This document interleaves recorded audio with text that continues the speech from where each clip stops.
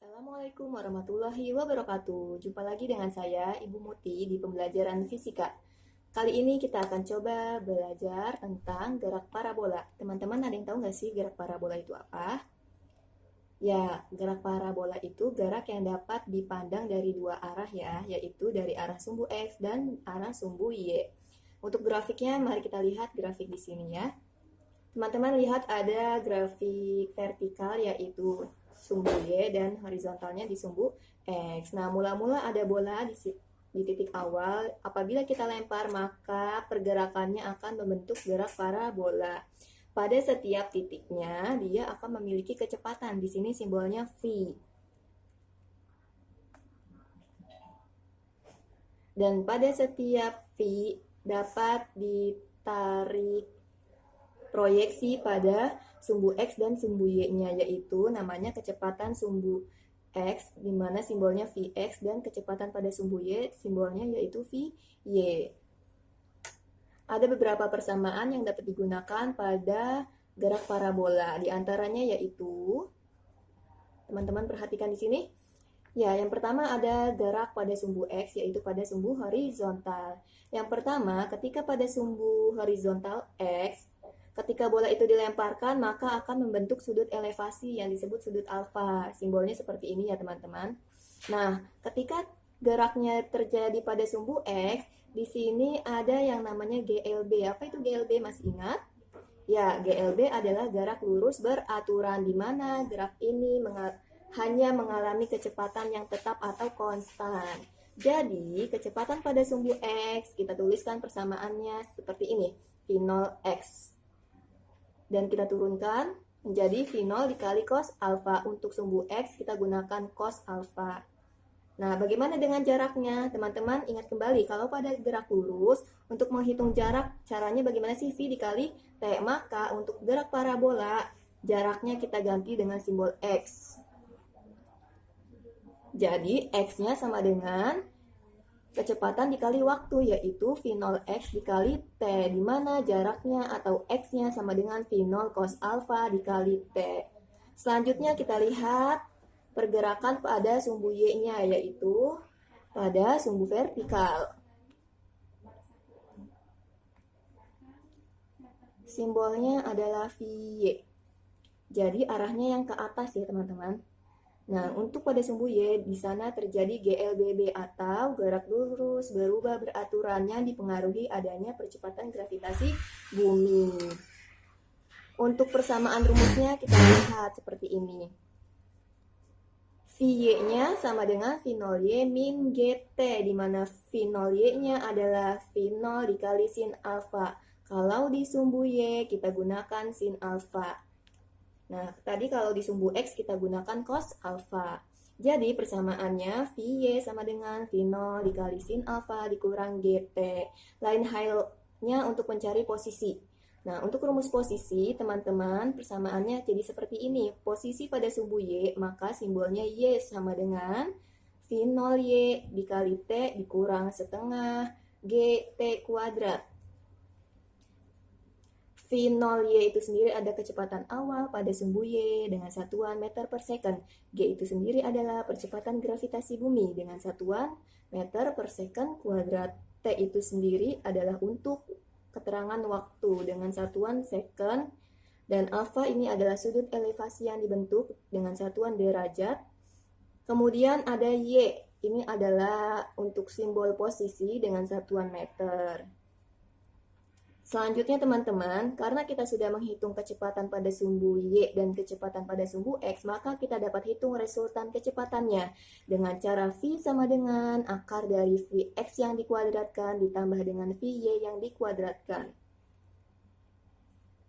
Selanjutnya, apabila kita harus menghitung tan dari sudut tertentu, maka kita dapat gunakan persamaan sebagai berikut, yaitu tan theta sama dengan Vy dibagi Vx. Nah, karena gerak parabola berkaitan dengan sudut elevasi atau sudut yang dibentuk, maka kita harus mengetahui dulu apa saja sih sudut istimewa yang biasanya digunakan pada soal-soal fisika.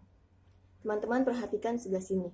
Ada sudut istimewa di mana kita akan belajar bagaimana sudut itu jika dihitung dalam bentuk sin, cos, dan tan. Misal sudut istimewanya dari 0 derajat, 30 derajat, dan 45 derajat, 60 derajat, sampai 90 derajat.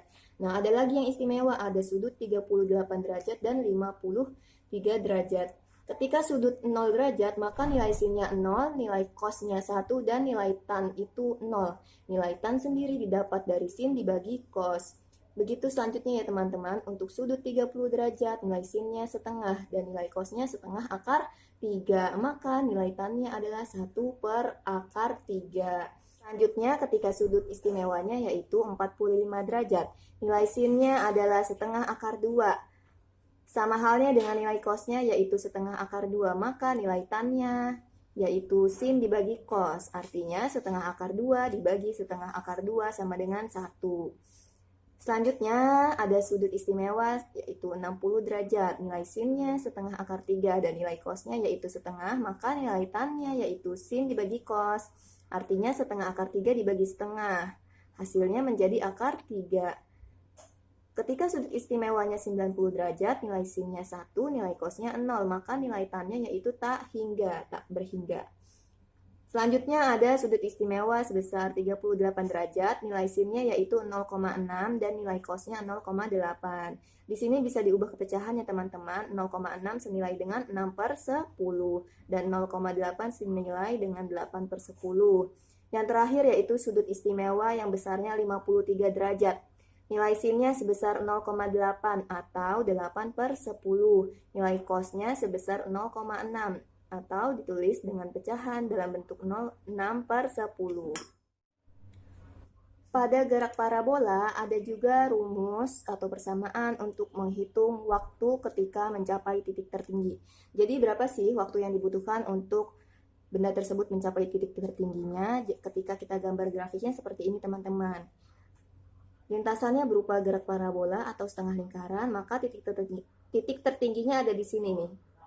Nah, kecepatannya disebut dengan Vy dan nilainya sama dengan 0. Ketika titik tertinggi, maka dia tidak memiliki kecepatan di sumbu Y. Artinya Vy-nya sama dengan 0, maka persamaannya ditulis seperti ini.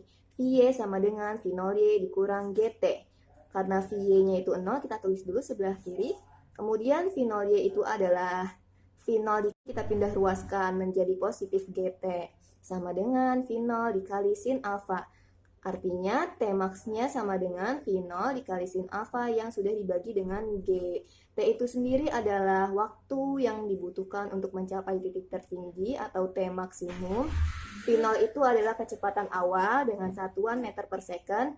Dan alfa adalah sudut elevasi dengan satuan derajat.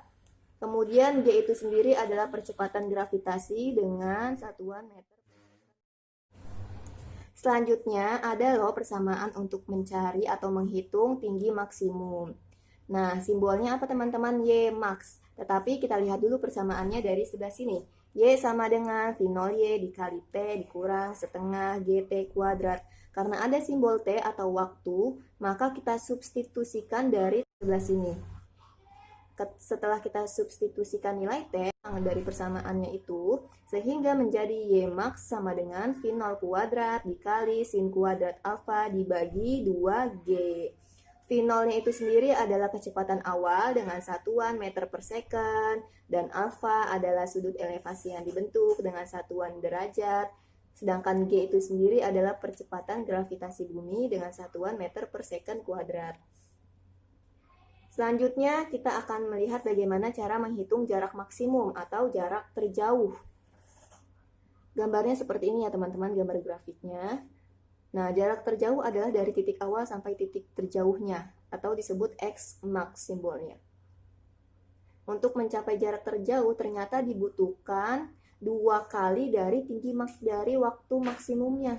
Nih, dari tinggi maksimum ini kan dibutuhkan waktu tempuh untuk mencapai titik tertinggi. Nah, dari sini dihitungnya 2 kali.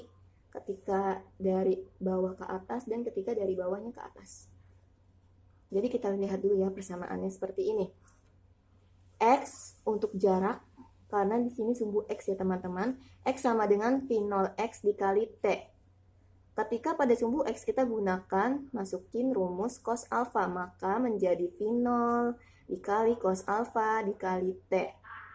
Nah, untuk waktu ketika titik terjauh atau Tmax, karena kita kalikan 2, maka depannya tulis 2. Jadi 2 dikali V0 sin alfa dibagi sama G. Selanjutnya, X-nya sama dengan V0 cos alfa dikali T. Nah, di sini kan ada simbol T. Simbol T-nya ini substitusiin dulu dari yang tinggi dari T maksimum. Kalau kita sudah substitusi seperti ini, ditulis V0 cos alfa dikali 2 V0 sin alfa yang dibagi dengan G. V0-nya ada 2, V0 ketemu V0, jadi V0 kuadrat, 2-nya tulis di depan ya teman-teman. Jadi untuk jarak terjauh, rumusnya menjadi X sama dengan 2 V0 kuadrat dikali cos alfa dikali sin alfa, kemudian dibagi dengan G. Nah, jadi kalau misalkan kita rekap kesimpulannya seperti ini. Tmax itu apa tadi? Tmax adalah waktu untuk mencapai titik tertinggi. Dengan simbol Tmax ini, rumusnya adalah V0 dikali sin alfa dibagi G. Sedangkan Ymax adalah tinggi maksimum. Persamaannya V0 kuadrat dikali sin kuadrat alfa dibagi 2G. Kalau Xmax atau jarak terjauh, bisa juga disebut jarak maksimum, cara menghitungnya adalah Xmax sama dengan 2 V0 kuadrat dikali cos alfa dikali sin alfa, kemudian baru dibagi dengan G.